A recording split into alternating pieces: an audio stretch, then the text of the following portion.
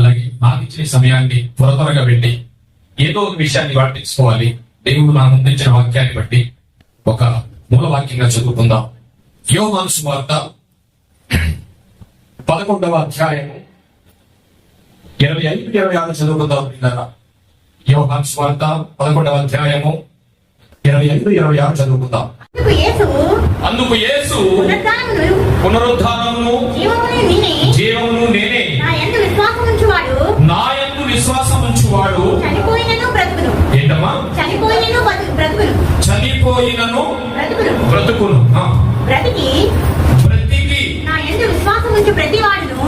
చనిపోయిన తర్వాత విశ్వాసం ఉంచడానికి కుదరదట. బ్రతికుండగానే ఆయన యందు విశ్వాసం ఉంచువాడు ప్రతివాడును ఎన్నటికి చనిపోడు. ఈ రోజు నేను ఏం చెప్పాలనుకున్నానంటే, మనం పరలోకం వెళ్దాము, పరదేశం వెళ్దాము, దేవుడి దగ్గరికి వెళ్దాం అని అనుకుంటాం. కానీ ఈ ప్రాసెస్ ఇక ఇక్కడ చచ్చిపోతే అలా పరలోకం వెళ్ళిపోయేది కాదండి. దేవుడు చాలా ప్రణాళికతో, ప్రాసెస్ తో చాలా చక్కగా అనంత జ్ఞాని అయిన దేవుడు ఈ మరణం తర్వాత నువ్వు ఎలా చేరుతావు దేవుడి దగ్గరికి అనేది చాలా కరెక్ట్ గా ప్రాసెస్ పెట్టాడు. ఈ ప్రాసెస్ మనకు తెలియకపోతే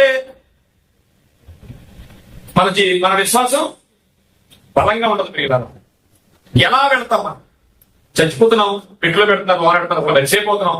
అసలు ఎప్పుడు వెళ్తుంది అది? ఎలా వెళతాం? చాలా జాగ్రత్తగా మీ హృదయాలని దేవుని వైపు తిప్పుకుని మాటలు వినండి ప్రియులారా.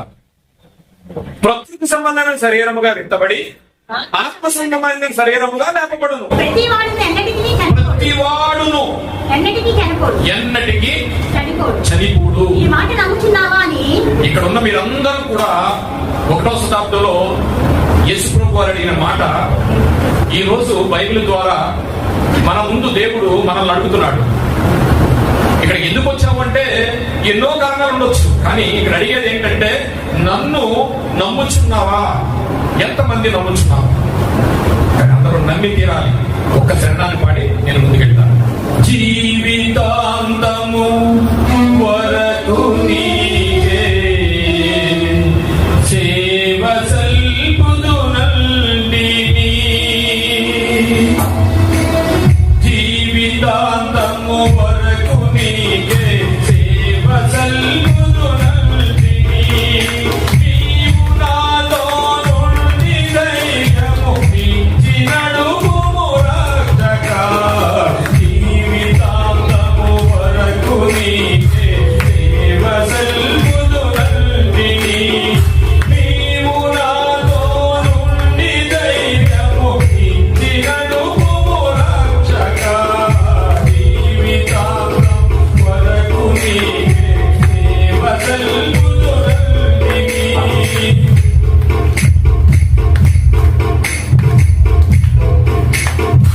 ఎన్ని ఆటంకములున్నను, ఎన్ని భయములు కలిగినా, ఎన్ని ఆటంకములున్నను, ఎన్ని భయములు కలిగినా, అన్ని పోవును నీవు రాగడ ఉన్నది జమిని రక్షక, అన్ని పోవును నీవు రాగడ ఉన్నది జమిని రక్షక, జీవితాంతము వరకు నీవే సేవ సల్పుదునంటిని, నీవు నాతో నుండి ధైర్యము ఇచ్చి నడుపుము రక్షక, జీవితాంతము వరకు నీవే సేవ సల్పుదునంటిని.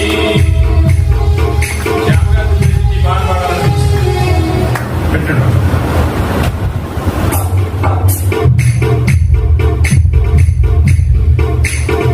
పాప మార్గము దరికి పోవక, పాపయాచలు కోరక, పాప మార్గము దరికి పోవక, పాపయాచలు కోరక, ఎప్పుడు నిన్నే వెంబడింపక, కృపను సల్పుము రక్షక, ఎప్పుడు నిన్నే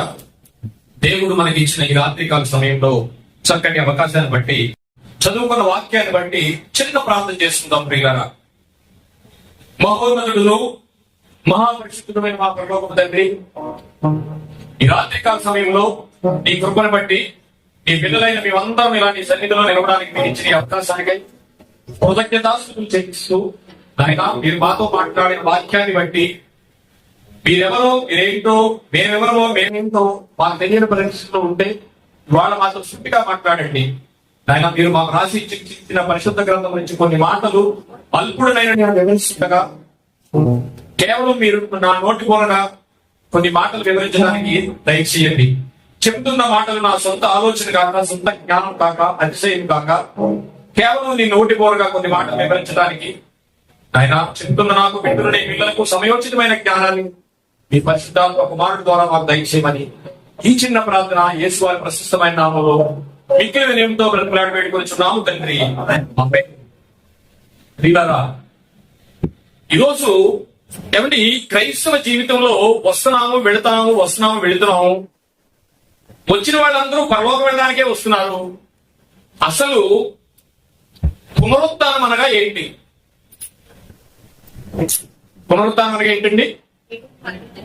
ఏమా, దేవుడు మరలా తిరిగి లేవడం. ఆయన ఎందుకు లేచాడు మరలా తిరిగి? మనందరికి పెళ్ళిళ్ళు, అప్పులు అన్ని తెలుసాక కాదు కదా. ఎందుకు లేచాడు ఆయన మళ్ళా తిరిగి? అసలు పునరుత్థానం అనగా తిరిగి లేవడం. మీరన్నదే కన్ఫర్మ్. తిరిగి లేవడం. ఎందుకు లేచాడు ఆయన తిరిగి అంటే, చనిపోయేది మరలా తిరిగి లేవడం, పునఃప్రారంభం. ఈ కాంటెక్స్ట్ ఈ సృష్టిలో ఉన్న ఏ గ్రంథంలో అయినా ఉందా మీకు తెలిసి? నో. అందుకే మనం చెప్పాలనుకుంటున్నాం. యేసు ప్రభు వారు అనేక ప్రవచనాల ద్వారా, ఆయన శిలువ ప్రవచనాలు, శిలువ మరణం, శిలువ ప్రవచనాలు పాత నిబంధనలో 33 సుమారు ఉంటే అవి 4 సువార్తలలో అవి నెరవేరాయి. కేవలం శిలువ ప్రవచనాలు మాత్రమే. అయితే ఈ ప్రవచనాలు ఇవన్నీ ఎందుకు ఆయన లేవాలి, ఎందుకు పునరుద్ధారణ అవ్వాలి అంటే మనం పునరుద్ధారం కావడానికి. అంతేనండి. మిగతా ఎన్ని పక్కన పెడితే మనం పునరుద్ధానం కావాలి. ఇప్పుడు నేను ఈరోజు అడుగుతున్నాను, క్రీస్తు పునరుద్ధానం గురించి మీకు పూర్తిగా తెలుసా? తెలుసుకునే వచ్చాం అక్కడికి. అన్ని తెలియకపోయినా ఆయన మన కొరకు పుట్టాడా, వచ్చాడా ఈ లోకానికి? యేసు ప్రభు వారు పుట్టినవాడా, ఈ లోకానికి వచ్చినవాడా? వచ్చినవాడు. ఎందుకు వచ్చాడు అంటే, ఇదిగో నీకు నాకు పునరుద్ధానం ఇచ్చాడు తెలియడానికి, ఆయన పునరుద్ధానం అవడానికి లోకానికి వచ్చాడు. మనం పునరుద్ధానం అవడానికి వచ్చాడు కదా. మరి నీ పునరుద్ధానం నీకు తెలుసా? వస్తున్నావు, వెళ్తున్నావు, కానీ ఎలా వెళ్తావు? మనకి పరలోకం వెళ్ళడానికి వచ్చావు. ఎలా పరలోకం వెళ్తావు? ఏమిటి ప్రాసెస్ ఏంటి? ఈ విషయం ఖచ్చితంగా తెలియాలి. ఎంత సమయమైనా ఈరోజు వీలైతే దేవుడు ఆయన వెనుకల్లో మనం వినడానికి చేద్దాం. ఎందుకంటే హైదరాబాద్ వెళ్ళొచ్చానే అంటాడు. ఇల్లుకి తెలిసి ఎలా వెళ్ళొచ్చాడో మనకి తెలియదు, వెళ్ళని వాడికి ఏమి తెలియదు. కానీ పరలోకం అంటున్నావు, పునరుత్థానం అంటున్నావు, నిత్య జీవం అంటున్నావు. అక్కడికి ఎలాగెళ్తావో తెలుసా? ఒక అంశం రాసుకోవాల్సింది. ఈరోజు అంశం ఏంటి తెలిసిన? నీ పునరుత్థానం నీకు తెలుసా? ఎలా వెళతావు? అందుకే మహాజ్ఞాని అని ప్రసంగి గారు రాస్తూ, మొన్నైనది వెలిపెట్టు వల్లే 12వ అధ్యాయము 7వ వచనం నేను చదువుతాను, రాసుకోండి. మొన్నైనది వెనుకటి వల్లే మరలా భూమికి చేరును, ఆత్మ తను దయచేసిన దేవుని యొద్దకు చేరును. మరలా పోవును, మరలా చేరును అంటే, ఇప్పుడు నేను మాట్లాడుతాను, మీరు మళ్ళా వచ్చిన కాడికి వెళ్తారండి, ఇంటికి వెళ్ళిపోతారా అని అడిగితే దాని అర్థం ఏంటి? మీరు ఎక్కడి నుంచి వచ్చారు? ఎక్కడో చోట నుంచి వచ్చారు. సో మీరు మళ్ళా అక్కడికి వెళ్ళిపోతారా అక్కడికి? ఇక్కడ కూడా అదే మాట్లాడుతున్నాడు. ఏం మాట్లాడుతున్నాడు జాగ్రత్తగా ఆలోచించండి. ప్రతి వాక్యాన్ని మనం చదువుకుంటాం, కానీ దాని విశ్లేషణలోకి కానీ, దివారాత్రంలో దాన్ని చదివినవాడు అన్నాడా, ధ్యానించిన వాడు అన్నాడా? ఇవాళ ధ్యానిద్దాం. ఈ వాక్యాన్ని చాలాసార్లు చదువుకుంటా, ఒకసారి ధ్యానిద్దాం. మొన్నైనది వెనుకటి వల్లే మరలా భూమికి చేరును, ఆత్మ తాను దయచేసిన దేవుని యొద్దకు మరలా పోవును. ఎక్కడికి వెళ్ళిపోతాడండి? ఆయన దగ్గరికి వెళ్ళిపోతాడు. అంటే ఎక్కడి నుంచి వచ్చింది? ఏంటది? మనలో ఉన్న ఆత్మ. ఇది తెలుసు కదా మీకు. ఇవి మూడు అనేది పక్కన పెడితే రెండు, శరీరం వేరు, ఆత్మ వేరు. ఈ శరీరంలో ఆత్మ ఉందంతే. అందుకే మహానుభావుడు మొదటి శతాబ్దంలో యేసుప్రభు వారు చెప్పే వరకు ఈ విషయం ఎవరికి తెలియదు. ఏమని? ఆత్మయే జీవింపజేయుచున్నది, శరీరము కేవలము నిష్ప్రయోజనము. ఇది వెళ్ళిపోతే కృష్ణబాబు గారు అన్నారు, ఇప్పుడైనా ఒక్క సెకండ్ ఇది కానీ పైకి వెళ్ళిపోతే శవ ఎక్కడ ఉందని అడుగుతారు. ఈ రోజు నేనేం చెప్పాలనుకుంటానంటే, అంటే ఈ ఆత్మ ఎక్కడి నుంచో వచ్చింది మన దగ్గరికి. అదే అంటాడు ఆయన, జగట మనతో మనం చేసి జీవవాయువు నూదగా జీవాత్మ ఆయను. అంటే ఎక్కడి నుంచి వచ్చింది? ఒక చోట నుంచి ఆత్మ వచ్చింది, మళ్ళా ఆయన దగ్గరికి వెళ్ళిపోతాడ. ఈ రోజు మన అంశం ఏంటండి? మన పునరుద్ధానం నాకు తెలుసా? మనం ఎలాగెళ్తామో, యేసుప్రభు వారు వచ్చారు వెళ్ళారు, మనం కూడా అందుకే చేస్తున్నాం. ఆ ఆలయానికి వస్తున్నాం, వెళుతున్నాం. ఎలా వెళ్తాం పరలోకం? చనిపోతున్నాను, పెట్టులో పెడుతున్నాను, ఎలాగ తిరిగి వెళ్తారు? ఆ పరలోకం ఎప్పుడు వస్తుంది? ఇప్పుడు వెళ్తాం. మట్టి కనుక మట్టి అయిపోయింది, ఆత్మ ఎక్కడికి వెళ్ళిపోయింది? తను దయచేసిన ఆయన దగ్గరికి వెళ్ళిపోయింది. ఆత్మ వెళ్ళిపోయిన తర్వాత అసలు మనం ఎక్కడి నుంచి వచ్చామో మనకు తెలియాలని అనుకుంటే యోహాను సువార్త 3వ అధ్యాయము 13వ వచనం. యోహాను సువార్త 3వ అధ్యాయము 13వ వచనం. మరియు పరలోకము నుండి దిగి వచ్చిన వాడే అనగా పరలోకములో ఉండు మనిషి కుమారుడే తప్ప పరలోకమునకు ఎక్కిపోయిన వాడు ఎవడూ లేడు. అంటే ఇంకా ఏ మనిషి కూడా పరలోకం వెళ్దాం అనుకుని మనం క్రైస్తవ జీవితాన్ని నడుపుతున్నాం. మనం ఇంకా ఎవరు పరలోకం వెళ్ళలేదట. అంటే ఆదాము నుంచి ఇప్పటి వరకు ఎంతమంది చనిపోయారు అంటే ఎన్నో కోట్ల మంది చనిపోయారు, ఎవరో పరలోకం వెళ్ళలేదట. ఎక్కడున్నారు మరి? జాగ్రత్తగా మీ హృదయాలను, ఎన్నో మనకుంటాయి, ఎన్నో బాధలు ఉంటాయి, ఇన్సూరెన్స్లు ఉంటాయి, అన్ని ఉంటాయి, చాలా ఆనందాలు కూడా ఉంటాయి. కానీ ఇవన్నీ క్షయమైపోతాయి. ఈ రోజు మనం తెలుసుకునేది మాత్రమే ఉంటుంది. పిల్లారా, జాగ్రత్తగా వినండి. ఈ మాటలలో ఒక్కటి కూడా ఒళ్ళు కాదు. మీ ఇన్సూరెన్స్ మీకు వస్తుందో లేదో నాకు తెలియదు, కానీ ఈ రోజు మీరు వినబోయే మాటలు మాత్రం మీకు జరిగి తీరుతాయి. పరలోకముందు మనిషి కుమారుడు తప్ప పరలోకమునకు ఎక్కిపోయిన వాడు ఎవడను లేడు. మరి మనం అసలు యేసు ఎందుకు వచ్చాడు ఇక్కడికి?